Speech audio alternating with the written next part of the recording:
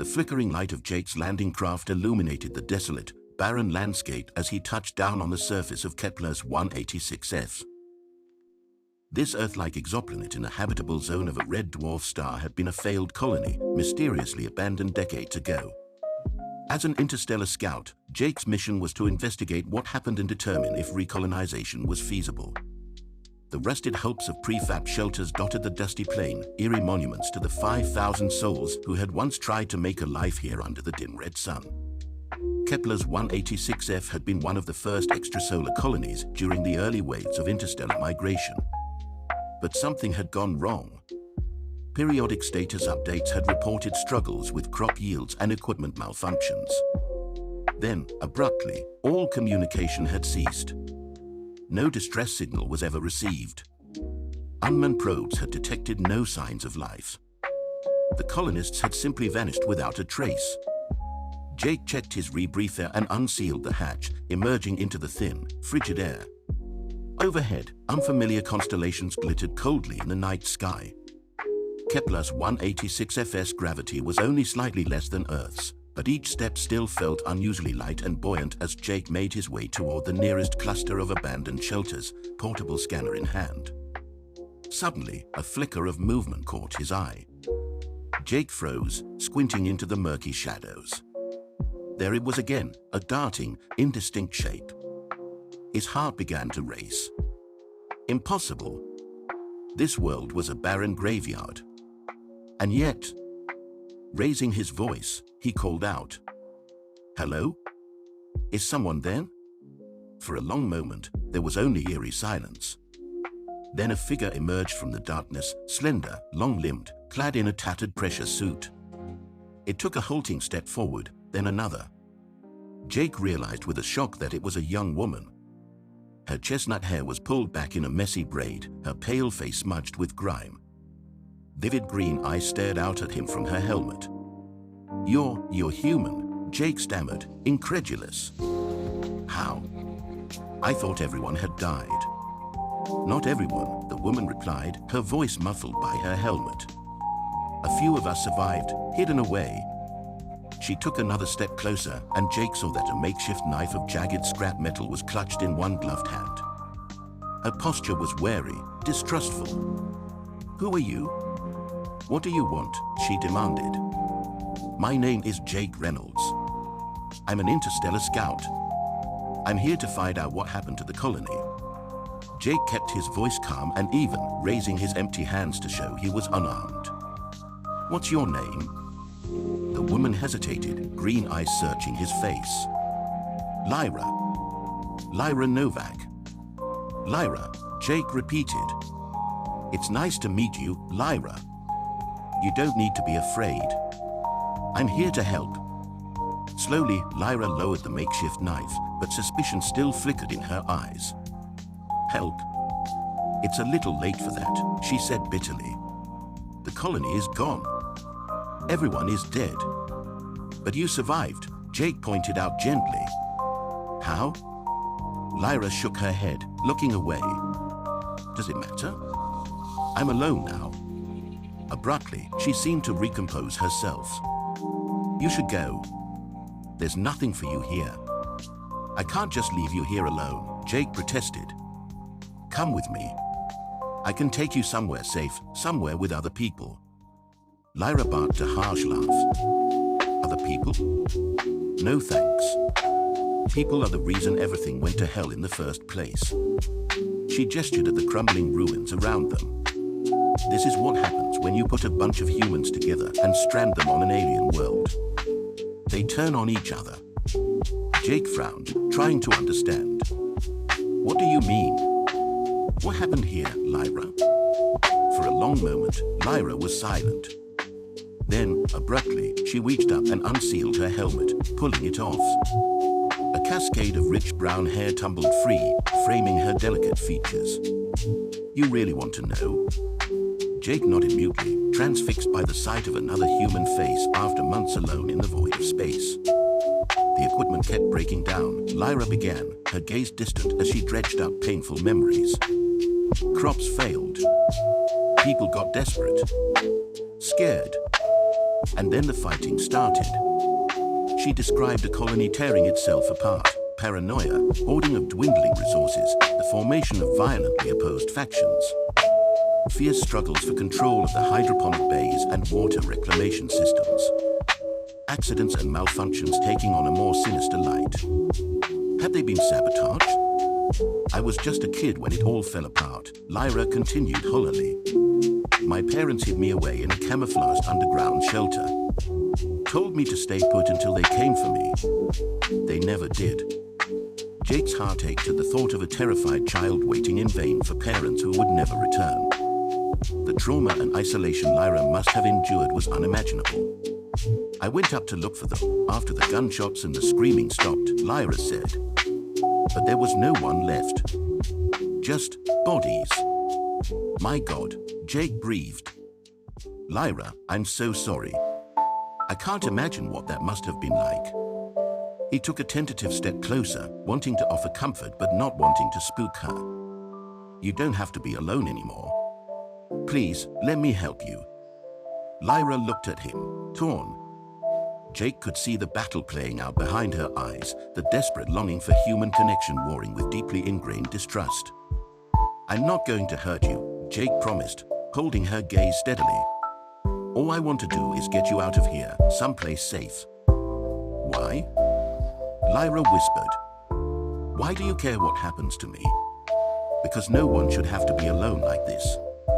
Because you deserve a chance at a real life with other people who care about you. Jake swallowed hard.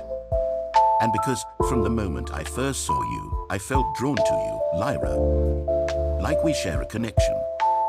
He saw surprise flicker across Lyra's face, then something else, something warm and yearning and cautiously hopeful. Slowly, she reached out a hand to him. Jake twined his gloved fingers with hers, marveling at the human contact. How long had it been since Lyra had felt the touch of another person? Come with me, he urged again, soft but fervent. Please. Lyra searched his face for a long moment, indecision churning in her green eyes. Jake held his breath. Then, slowly, she nodded. Okay, she whispered. Jake felt a smile break across his face, bright and joyous. He gently tugged Lyra closer until they stood face to face, hands still intertwined. With his other hand, he reached up to gently cup her face, thumb skimming wonderingly over her cheekbone. Lyra's eyes fluttered shut and she leaned into his touch, starved for contact. Slowly, giving her time to pull away, Jake leaned in and brushed his lips against hers in the softest of kisses. A shiver ran through Lyra's slender frame and her fingers tightened on his. Jake pulled back just far enough to rest his forehead against hers, their mingled breath fogging between them in the chill air. Let's go home, he whispered. Lyra smiled tremulously and nodded. Hand in hand, they walked away from the abandoned ruins, toward Jake's waiting ship and the promise of a new life together. Her Barker, his sweetheart. Akira sighed as she glanced over at Takumi sitting a few desks away. He was intently focused on the teacher's lecture, his brow slightly furrowed in concentration as he took notes. A stray lock of his dark hair fell across his forehead. Akira felt her cheeks grow warm and quickly looked away before he could notice her staring. It was so annoying how perfect Takumi was, top of the class, athletic, kind to everyone. And handsome too, with his deep brown eyes and lopsided smile that made Akira's heart race. Not that she cared about that Barker's stupid smile. He happened to have a nice face, that's all. It didn't mean anything. The bell rang, snapping Akira out of her thoughts. She gathered up her books and headed for the door, only to crash right into someone. Her books and papers went flying. Hey, watch where you're going. Akira snapped. She glanced up and her eyes widened as she realized it was Takumi she had collided with. Ah, sorry, Akira, Takumi said with a sheepish grin. I wasn't looking where I was going. Here, let me help you. He crouched down and began gathering up her scattered belongings. Akira felt her face flush. I don't need your help, Barker, she huffed, snatching her notebooks out of his hands. Just watch where you're walking next time with those clumsy feet of yours. Sorry, Takumi chuckled, standing up and handing Akira the last of her things. His fingers brushed against hers and a tingle raced up her arm at the contact. I'll be more careful, I promise. Anyway, I'll see you later, Akira. He waved and walked off down the hallway. Akira glared after him, ignoring the way her heart was pounding. Stupid Takumi, not watching where he was going and then acting all nice about it. He was so irritating. The next day, Akira arrived to class early as usual. She liked having a few quiet minutes to herself before everyone else showed up. To her surprise, Takumi was already there, head bent over a textbook at his desk. He glanced up as she walked in. Morning, Akira, he said brightly. You're here early. Obviously, Akira scoffed, taking her seat. Some of us actually care about our grades, you know. What are you doing here so early anyway? Trying to make the rest of us look bad? Just getting some studying in, Takumi replied, holding up his book. I was struggling a bit with the material from yesterday's math lesson. Akira raised an eyebrow. You having trouble in class? I didn't think that was possible for the great Takumi. Hey, I'm not perfect, he said with a laugh. Math doesn't always come easily to me. I have to work at it just like anyone else. HMPH. Well, I guess even you have to put in effort sometimes, Akira said, pulling out her own notes. She hesitated a moment, then added grudgingly, if you want, I can try to explain yesterday's concept to you. But only because I don't want to listen to you complain about it later. Takumi's eyes lit up. Really? That would be great, Akira. I'd really appreciate your help. Yeah, whatever, it's not a big deal, Akira muttered, fighting back a blush. Just pay attention, okay? I'm not going to repeat myself. She flipped open her math notebook and started walking Takumi through the problem step by step. He listened intently, asking questions now and then for clarification. Akira answered tersely, determined not to get flustered by how close Takumi was sitting or the way he smiled at her so warmly when she explained the concept well. It was just a study session, nothing more. She was only doing this so he wouldn't pester her about it later. Wow, Akira, you explained that so clearly, Takumi said when they had finished reviewing. I think I've got it now. You're really good at this. Thanks for your help. It's nothing, Akira said brusquely, snapping her notebook shut. Just don't expect me to do this for you all the time. I'm not your personal tutor. I know, Takumi said, holding up his hands. But still, I appreciate you taking the time. I owe you one. HMPH. You got that right, Barker, Akira huffed. But she couldn't help the small smile that tugged at her lips. Maybe helping Takumi study once in a while wouldn't be the worst thing. As the weeks went on, Akira found herself spending more and more time with Takumi. It started out with little things, eating lunch together, walking home from school, studying in the library. Akira always made a big show of acting put out by it all, grumbling that Takumi was cutting into her precious free time. But secretly, she began looking forward to their daily interactions. Seeing Takumi had become the highlight of her day, not that she would ever admit it. Hey Akira, want to go check out that new cafe that opened up this weekend? Takumi asked her one day after school. I heard they have really good cake. Cake? Akira scoffed. What are you, 5 years old? Why would I want to waste my time eating sweets with you? Oh come on, it'll be fun. Takumi cajoled. You've been studying so hard lately, you deserve to relax a bit. My treat? Akira wavered, torn between wanting to accept and keeping up her prickly front. Sensing her indecision, Takumi smiled and added, they have really good matcha flavors too. I know that's your favorite. Akira's eyes widened. How did he know she loved matcha? She thought she had hidden her sweet tooth well. Realizing Takumi was still waiting for an answer, she crossed her arms and looked away. Fine, I guess I can go with you, she mumbled. But only because I don't have anything better to do. And you'd better not try anything funny, got it?